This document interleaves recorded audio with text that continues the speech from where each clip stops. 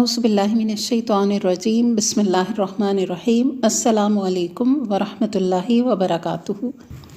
آج ہم سورۃ الاعراف آیت نمبر 11 سے آنورڈز پڑھیں گے انشاءاللہ۔ وَلَقَدْ خَلَقْنَاكُمْ ثُمَّ صَوَّرْنَاكُمْ ثُمَّ قُلْنَا لِلْمَلَائِكَةِ اسْجُدُوا لِآدَمَ فَسَجَدُوا إِلَّا إِبْلِيسَ لَمْ يَكُنْ مِنَ السَّاجِدِينَ۔ اور ہم نے تم کو پیدا کیا، پھر ہم ہی نے تمہاری صورت بنائی، پھر ہم نے فرشتوں سے کہا کہ آدم کو سجدہ کرو، تو ابلیس کے سوا سب نے سجدہ کیا، وہ سجدہ کرنے والوں میں شامل نہ ہوا۔ تو یہاں تخلیق آدم کا واقعہ ہے کہ جب اللہ سبحانہ وتعالیٰ نے حضرت آدم علیہ السلام کو تخلیق کیا تو سب فرشتوں کو ان کے آگے جھک جانے کا حکم دیا۔ یہ سجدہ تعظیمی تھا، عبادت کے لیے نہیں تھا، اور بعد کی شریعتوں میں بھی کچھ وقت یہ رہا، لیکن شریعت محمد صلی اللہ علیہ وآلہ وسلم میں سجدہ تعظیمی کی بھی اجازت نہیں ہے۔ صرف اللہ سبحانہ وتعالیٰ کے آگے ہی سجدہ کی اجازت ہے، خواہ وہ تعظیم کے لیے ہو یا عبادت کے لیے۔ بہرحال جب فرشتوں کو حکم ہوا تو ابلیس نے سجدہ کرنے سے انکار کیا۔ ابلیس فرشتوں میں سے نہیں تھا بلکہ وہ جنات میں سے تھا، لیکن فرشتوں کے ساتھ ساتھ اسے بھی آدم علیہ السلام کو سجدہ کرنے کا مستقلاً حکم تھا، اس لیے اس سے باز پرس بھی ہوئی اور اس پر عتاب بھی نازل ہوا۔ اگر اسے حکم نہ ہوتا تو اس سے باز پرس بھی نہ ہوتی اور نہ ہی وہ راندہ درگاہ قرار پاتا۔ قال ما منعک الا تسجد اذ امرتک۔ اللہ تعالیٰ نے فرمایا کہ تجھے کس بات نے سجدہ کرنے سے روکا جبکہ تجھے حکم میں نے دیا۔ قال انا خیر منہ، بولا کہ میں اس سے بہتر ہوں۔ خلقتنی من نار وخلقتہ من طین، مجھے تو نے آگ سے پیدا کیا ہے اور اس کو مٹی سے۔ تو شیطان کا یہ جو عذر تھا، یہ عذر گناہ بدتر از گناہ کا آئینہ دار تھا، یعنی اس کا جو یہ عذر تھا یہ اس کے گناہ سے بھی زیادہ بڑا گناہ تھا۔ اصل بات یہ تھی کہ یہ حکم اللہ کا تھا، اور دوسری بات یہ کہ شرف و عظمت کی جہاں تک بات آ گئی تو حضرت آدم علیہ السلام کو یہ شرف حاصل ہوا کہ اللہ نے انہیں اپنے ہاتھ سے بنایا اور اپنی طرف سے ان میں روح پھونکی۔ اس شرف کے مقابلے میں دنیا کی کوئی بھی چیز نہیں ہو سکتی تھی۔ اور رہ گئی یہ بات کہ آگ سے پیدا ہونا افضل ہے یا مٹی سے، تو یہ کہنا کہ میں بہتر ہوں کیونکہ میں آگ سے پیدا ہوا ہوں، اس کی بھی کوئی حقیقت نہ تھی، یہ ایک قیاس تھا اس کا۔ آگ بہتر ہے یا مٹی؟ آگ میں تیزی ہے، بھڑکنا ہے، جلانا ہے، جبکہ مٹی میں سکون اور ثبات ہے، اس میں نبات و نمو ہے، زیادتی اور اصلاح کی صلاحیت ہے۔ یہ صفات آگ سے بہتر ہیں اور زیادہ مفید ہیں۔ اس آیت سے معلوم ہوا کہ شیطان کی تخلیق آگ سے ہوئی، جیسا کہ حدیث میں بھی آتا ہے کہ فرشتے نور سے، ابلیس آگ کی لپٹ سے اور آدم علیہ السلام مٹی سے پیدا کیے گئے۔ یہ صحیح مسلم میں ہے۔ بہرحال اللہ تعالیٰ نے فرمایا قال فاہبط منہا فما یکون لک ان تتکبر فیہا فاخرج انک من الصاغرین۔ اللہ تعالیٰ نے فرمایا کہ تو اتر جا، تو یہاں سے اتر جا، یعنی جنت سے یا آسمان سے نکل جا، تجھ کو کوئی حق حاصل نہیں کہ تو اس میں رہ کر تکبر کرے، سو نکل، بے شک تو ذلیلوں میں سے ہے۔ تو اس سے پتہ چلا کہ تکبر کرنے والا احترام اور تعظیم کا نہیں بلکہ ذلت و خواری کا مستحق ہو جاتا ہے۔ قال انظرنی الی یوم یبعثون، اس نے کہا مجھ کو قیامت کے دن تک مہلت دیجیے۔ قال انک من المنظرین، اللہ نے فرمایا تجھ کو مہلت دی گئی۔ قال فبما اغویتنی لاقعدن لہم صراطک المستقیم، اس نے کہا چونکہ آپ نے مجھ کو گمراہ کیا ہے، میں قسم کھاتا ہوں کہ ان کے لیے آپ کی سیدھی راہ پر بیٹھوں گا۔ مطلب یہ کہ سیدھے راستے پر بیٹھ کر ان کو بہکانے کی کوشش کروں گا، خیر و شر کے راستوں پر بیٹھوں گا، خیر سے ان کو روکوں گا، شر کو ان کی نظروں میں پسندیدہ بنا کر اختیار کرنے کی ترغیب دلاؤں گا۔ اور یہاں سے ایک شیطانی رویہ یہ بھی پتہ چلتا ہے کہ اپنی نافرمانی اور ہٹ دھرمی اور تکبر کی وجہ سے اس نے اللہ کے حکم کا انکار کیا، اور اس بات کو وہ دوسروں کو بلیم کر رہا ہے کہ تم نے مجھے گمراہ کیا، جیسے کہ مشرکین کہتے ہیں کہ اللہ اگر چاہتا تو ہم شرک نہ کرتے۔ اور مزید اس نے کیا دعویٰ کیا کہ میں پھر ان پر حملہ کروں گا، ان کے آگے سے بھی، ان کے پیچھے سے بھی، ان کے دائیں سے بھی اور ان کے بائیں جانب سے بھی، اور آپ ان میں سے اکثر کو شکر گزار نہیں پائیں گے۔ تو یہاں پتہ چلا کہ ناشکری میں مبتلا کر کے وہ گناہوں کے راستے کی طرف دعوت دے گا۔ تو کیونکہ اس نے کیا کہا ہے کہ آپ ان میں سے اکثر کو شکر گزار نہیں پائیں گے، تو شکر گزاری قرآن کا پہلا سبق ہے، الحمدللہ، یہیں سے شروع ہوتا ہے۔ تو اس نے یہ دعویٰ کیا کہ میں زیادہ لوگوں کو شکر گزار نہیں بننے دوں گا۔ اللہ تعالیٰ نے فرمایا کہ یہاں سے ذلیل و خوار ہو کر نکل جا، جو شخص ان میں سے تیرا کہا مانے گا میں ضرور تم سب کو جہنم سے بھر دوں گا۔ اور ہم نے حکم دیا کہ اے آدم تم اور تمہاری بیوی جنت میں رہو، پھر جس جگہ سے چاہو دونوں کھاؤ اور اس درخت کے پاس مت جاؤ، اس لیے کہ تم دونوں ظالموں میں سے ہو جاؤ گے۔ پھر شیطان نے ان دونوں کے دلوں میں وسوسہ ڈالا تاکہ ان کی شرمگاہیں جو ایک دوسرے سے پوشیدہ تھیں انہیں ان کے سامنے کھول دے، اور کہنے لگا کہ تمہارے رب نے تم دونوں کو اس درخت سے اس لیے منع کیا ہے کہ کہیں ایسا نہ ہو کہ تم دونوں فرشتے ہو جاؤ یا کہیں ہمیشہ زندہ رہنے والوں میں سے ہو جاؤ۔ اور ان دونوں کے روبرو قسم کھا لی کہ یقین جانیے کہ میں تم دونوں کا خیر خواہ ہوں۔ سو ان دونوں کو فریب سے معصیت کی طرف مائل کر لیا۔ بس ان دونوں نے جب اس درخت کو چکھا تو ان کی شرمگاہیں ایک دوسرے کے روبرو ظاہر ہو گئیں، اور دونوں اپنے اوپر جنت کے درختوں کے پتے چپکانے لگے۔ اور ان کے رب نے ان کو پکارا، کیا میں نے تم دونوں کو اس درخت سے روکا نہ تھا اور یہ نہ کہا تھا کہ شیطان تمہارا صریح دشمن ہے؟ تو یہاں بات ہوئی وسوسے کی۔ وسوسہ کہتے ہیں ایک پست آواز، شیطان کی بات جو دل میں وہ بری باتیں ڈالتا ہے، ان کو وہ وسوسہ کہا گیا۔ تو فوسوس لہم الشیطان، ان دونوں کو وسوسہ ڈالا تھا، کسی ایک کو نہیں۔ تو یہ بات کہنا کہ ایک کی وجہ سے دوسرے کو بھی نکالا گیا، یہ بات درست نہیں، بلکہ دونوں ہی کو وسوسہ ڈالا گیا تھا۔ اور اس نے بہت سی قسمیں بھی کھائیں اور بڑا فرشتہ بن کر اپنے آپ کو پیش کیا، جس کی وجہ سے وہ لوگ متاثر ہو گئے اور انہوں نے اس کی بات مان لی۔ اس طرح شیطان نے ان کے مرتبہ اولیاء سے ان کو نیچے اتارا، اور اس کا نتیجہ یہ نکلا کہ ان لوگوں کی شرمگاہیں ظاہر ہو گئیں۔ اب انہیں لباس کی ضرورت ہوئی تو انہوں نے جنت کے پتوں سے خود کو کور کیا۔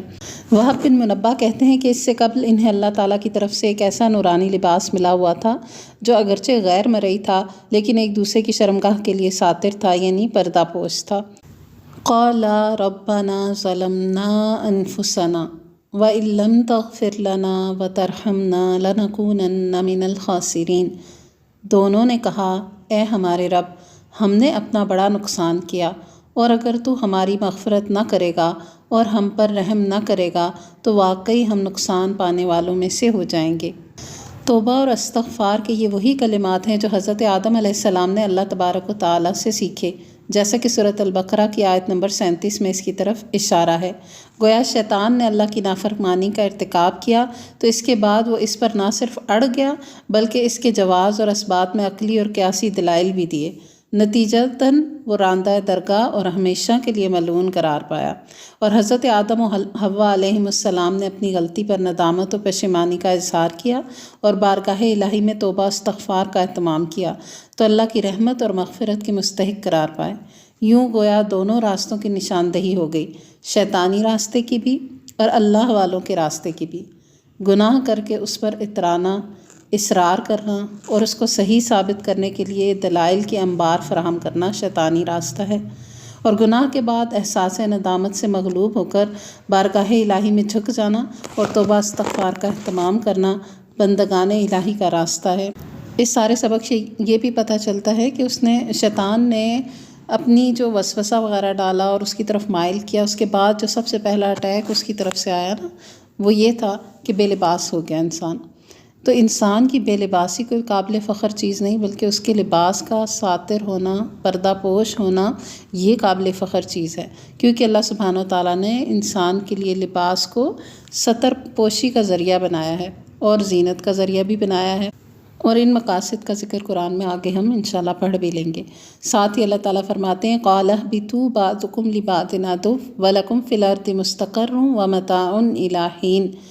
اللہ نے فرمایا کہ نیچے ایسی حالت میں جاؤ، یعنی زمین پر اتر جاؤ کہ تم باہم ایک دوسرے کے دشمن ہو گئے، اور تمہارے لیے ایک وقت تک زمین میں رہنے کی جگہ اور نفع حاصل کرنا ہے۔ قَالَ فِيهَا تَحْيَوْنَ وَفِيهَا تَمُوتُونَ وَمِنْهَا تُخْرَجُونَ۔ فرمایا تم کو وہاں ہی زندگی بسر کرنا ہے اور وہاں ہی مرنا ہے، اور اسی میں سے پھر نکالے جاؤ گے۔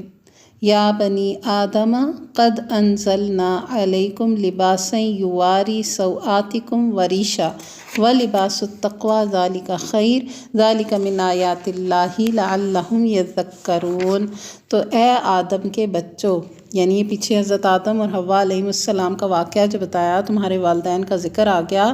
اب ذرا عقل کرو اے آدم کے بچوں، ہم نے تمہارے لیے لباس پیدا کیا جو تمہاری شرمگاہوں کو بھی چھپاتا ہے اور تمہارے لیے باعث زینت بھی ہے، اور تقوی کا لباس یہ اس سے بڑھ کر ہے، یہ اللہ کی نشانیوں میں سے ہے تاکہ لوگ نصیحت پکڑیں۔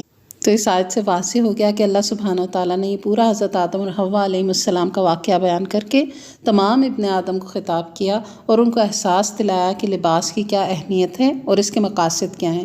تو لباس کا مقصد بتا دیا، نمبر 1 سوآتکم اور نمبر 2 ریشہ، یعنی لباس جو ہے وہ ستر پوشی کا بھی ذریعہ ہے اور یہ انسان کے لیے باعث زینت بھی ہے، خوبصورتی بڑھانے کا بھی ذریعہ ہے۔ لیکن اس سے ہرگز ایسی کوئی مراد نہیں ہے کہ جیسے آج کل جتنا زیادہ انسان بے لباس ہوتا چلا جا رہا ہے اور اس کو اپنے لیے باعث زینت سمجھ رہا ہے، تو ایسا کچھ بھی حکم نہیں ہے۔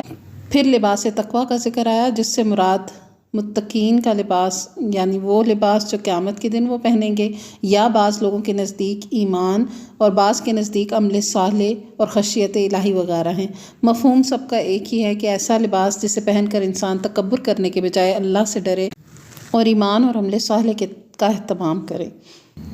پھر فرمایا، یا بنی آدم لا یفتننکم الشیطان کما اخرج ابویکم من الجنۃ ینزع عنہما لباسہما لیریہما سوآتہما انہ یراکم ہوا وقبیلہ من حیث لا ترونہم انا جعلنا الشیاطین اولیاء للذین لا یؤمنون۔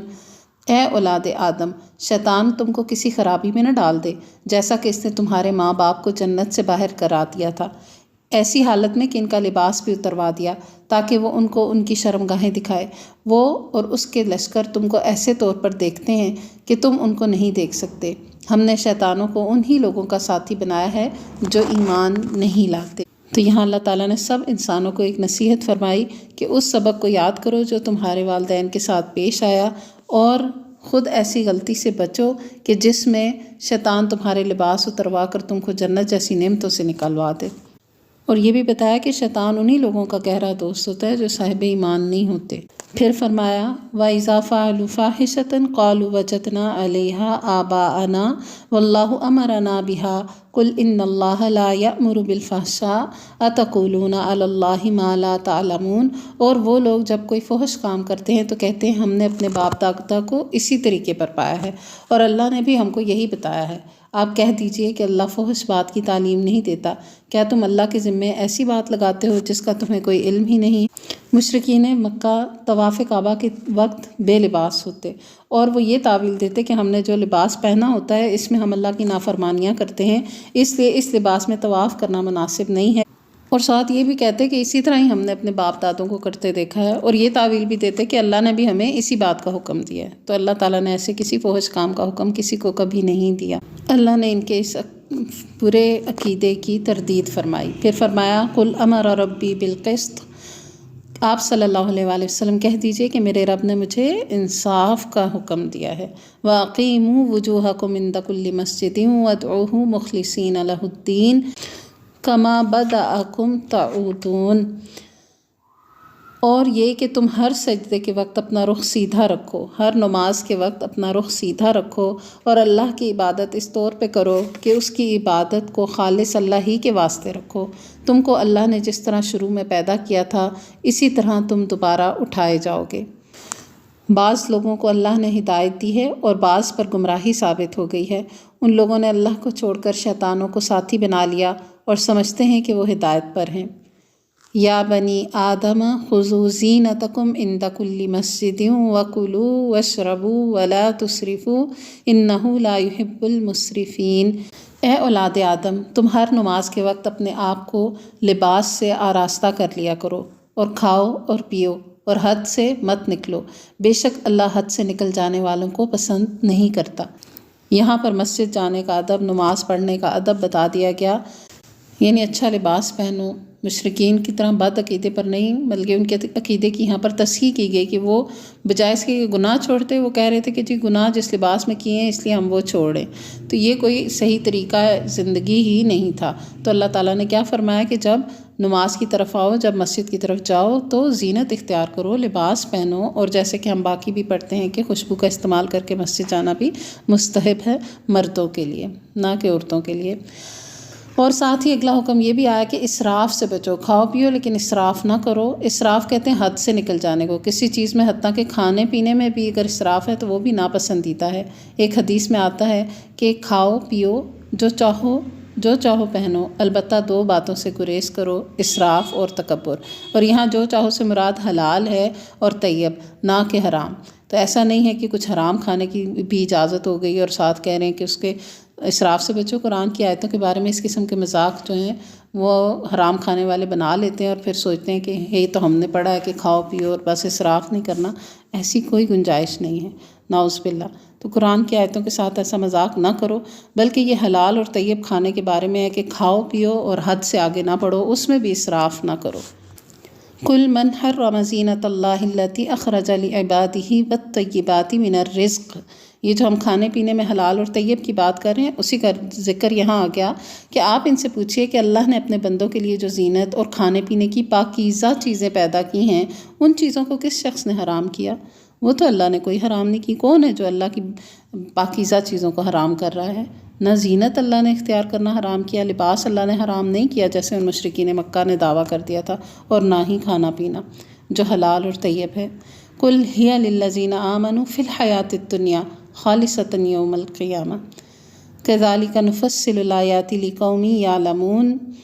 آپ کہہ دیجئے کہ یہ چیزیں دنیا کی زندگی میں ایمان والوں کے لیے ہیں، اور قیامت کے دن تو خالص انہی کے لیے ہوں گی۔ ہم اسی طرح تمام آیات کو سمجھداروں کے لیے صاف صاف بیان کرتے ہیں۔ تو یہ دنیا میں بھی پاک اور طیب چیزیں اہل ایمان پسند کرتے ہیں، وہ سلیکٹیو ہیں، وہ انہی کی طرف آتے ہیں، پاک اور طیب حلال چیز کی طرف، اور آخرت میں تو یہ خالص ہوں گی ہی انہی کے لیے۔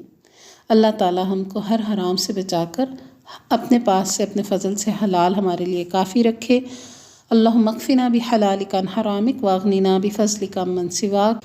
اور تمام امت کو ہر شر سے اور گناہوں سے اپنی امان میں رکھے اور دین کی سمجھ بوجھ بخیر و عافیت عطا فرمائے، آمین۔ سبحانک اللہم و بحمدک، نشہد ان لا الہ الا انت، نستغفرک و نتوب الیک۔ والسلام علیکم ورحمۃ اللہ وبرکاتہ۔